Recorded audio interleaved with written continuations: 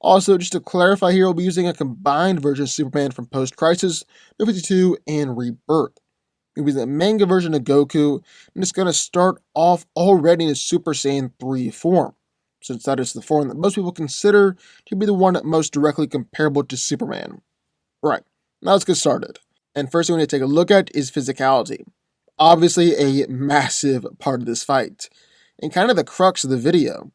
I'm just going to lay all my cards on the table up front, especially since we can probably all agree on this one. Superman has more raw strength than Goku. Not necessarily talking about striking power, just pure strength and power. Clark is known for accomplishing countless incredible Herculean feats of strength, and while Goku is clearly superhumanly strong, he just can't give everything that Superman has shown us. I mean, between Post-Crisis and New 52, Superman has shown 9, count them, 9 moon-level, planetary level feats of strength. He's held back the moon against an ancient force that was causing the moon to fall into the earth.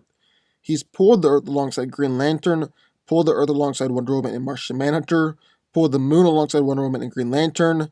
He's moved the world into the Phantom Zone. He moved both the Earth and the Moon. Then more recently, he's bench pressed the weight of the Earth for 5 days straight, and only barely broke a sweat.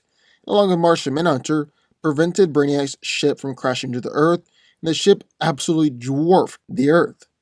I think it's very, very clear that Superman has planetary level strength, even probably multi-planet level strength, and Goku has never really shown that level of raw strength.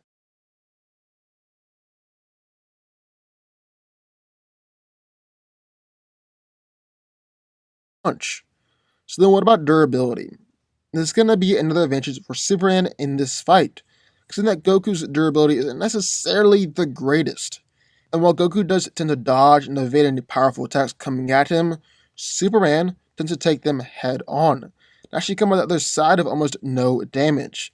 He's been kicked across the entire state of Utah and landed in Colorado, been punched from Metropolis to China, punched from California to Tokyo, been thrown all the way to the moon, and actually been hit to the moon on several occasions.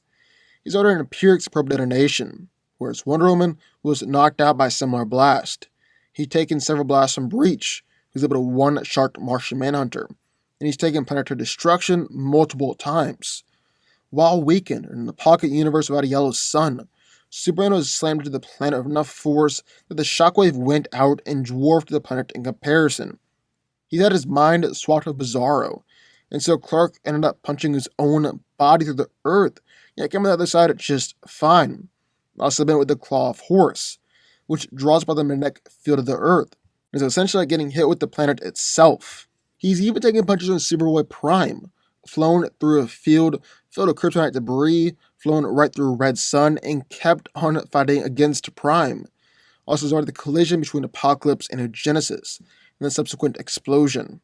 And even though Clark was knocked out by this blast too, both of these planets are much larger than the Earth. They've even been said about the Spectre and Zeus to dwarf entire galaxies. Superman is insanely durable. But even though Goku doesn't rely on his durability as much as Superman does, Goku obviously isn't someone to scoff at. As a Super Saiyan, he stood for both energy attacks and physical attacks from Frieza. He's taken a Kamehameha blast from Kid Buu, and so on and so forth. But I just don't think you can make a solid argument that Goku is on Superman's same level of durability.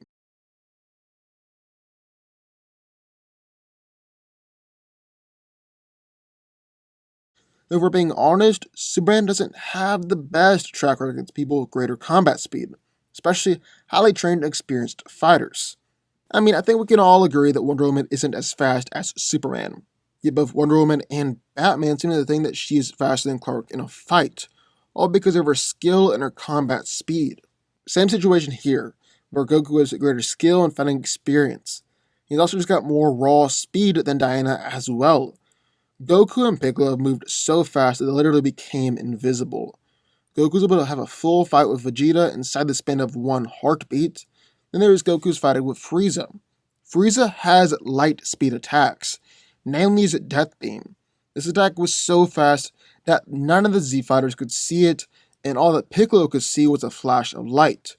But on the other hand, Goku's able to deflect the blast one after the other with relative ease, despite the fact that no one else could even see the attack.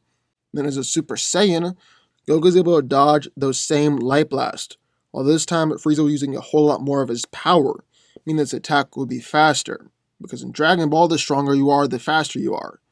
Cell is also able to fire a Kamehameha blast at light speed, or possibly even faster, yet Goku was still able to react to the blast and dodge it with his instant transmission. Super Saiyan 2 Gohan has actually fired his own blast to knock one of Cell's Kamehameha blast out of the air, and Goku was explicitly stated to be more powerful than this version of Gohan, meaning he's faster as well. And plus, Super Saiyan 3 is always better than Super Saiyan 2. Goku also isn't above blitzing his opponents, like when a Super Saiyan 3 and blitzed Fat Buu, who's faster than the speed of light, managed to blitz people like Super Saiyan 2 Gohan and Majin Vegeta in the past.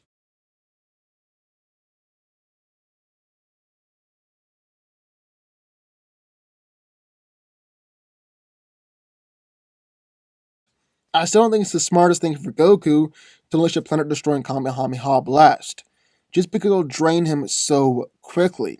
The Super Saiyan 3 form already takes a whole lot of energy to maintain. Throwing a planet-busting blast in the mix is going to drain him even quicker. Not saying that Goku won't use these blasts. Obviously, he will. It's one of his go-to moves. I'm just not convinced that he'll be using a planet-destroying version of the blast.